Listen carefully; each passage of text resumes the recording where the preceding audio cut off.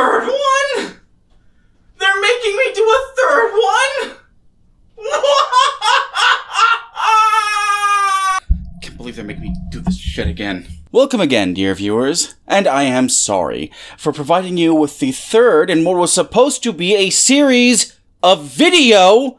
The singular is on purpose, debunking simple to debunk information online, which I have decided to cheekily call emergency quick points. Have you ever seen a piece of misinformation that's so simple to debunk and so cataclysmically dumb that you just want to scream at it? Well, I can do that. I have a YouTube channel! In spite of recent rumors to the contrary. Basically, I'm going to sit here and yap for 10 minutes and then make it everybody else's problem.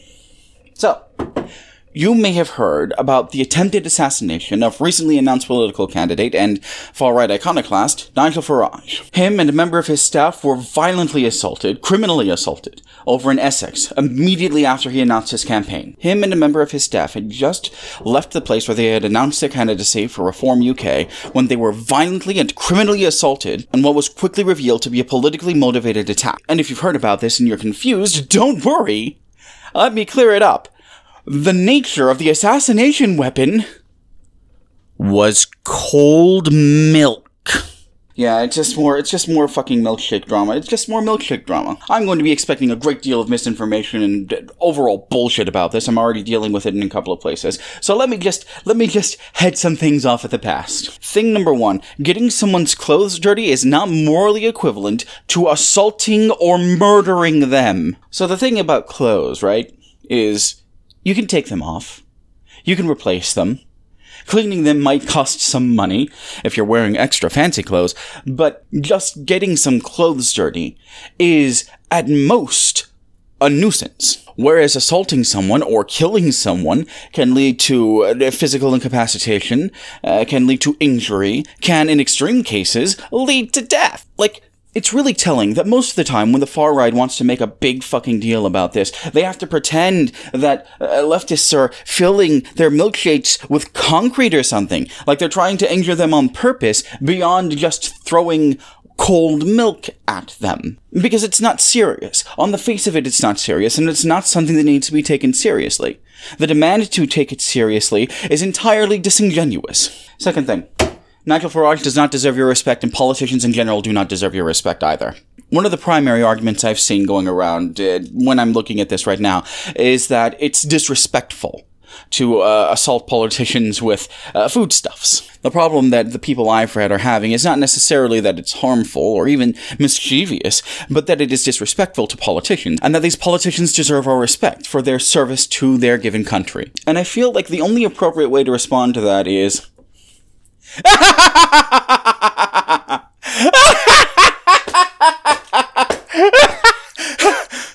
You're serious? Let me laugh harder! It is not a secret, it is not undocumented, it is not even not well known that politics in the US and in the UK and in lots of the world are just in a state of disarray right now. And they are in a state of disarray because they are very specifically not doing the work of the people.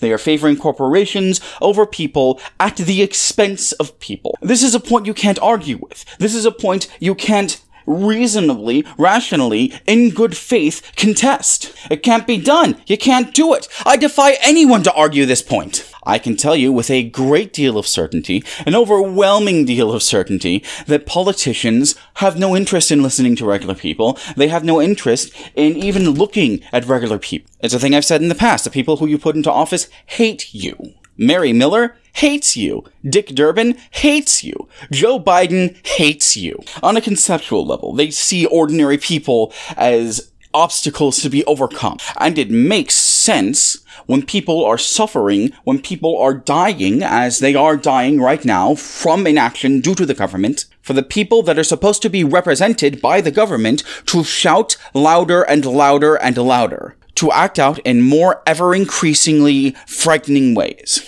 Someone like Nigel Farage specifically, Nigel Farage, who instigated the fucking Brexit catastrophe that Great Britain is still suffering under, to even suggest that he demands respect due to his status as a politician is laughable. Let me laugh at you again! Point number 3, and this is the really important one.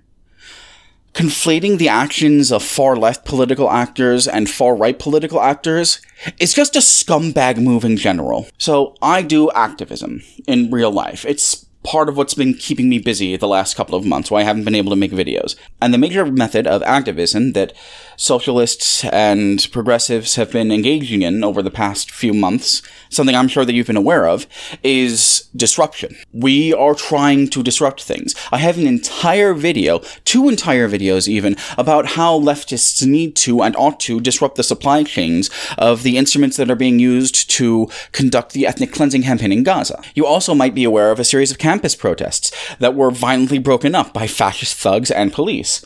But I repeat myself, throwing a milkshake at someone is a method of disruption. More specifically, it is a method of disruption that does not leave anyone injured.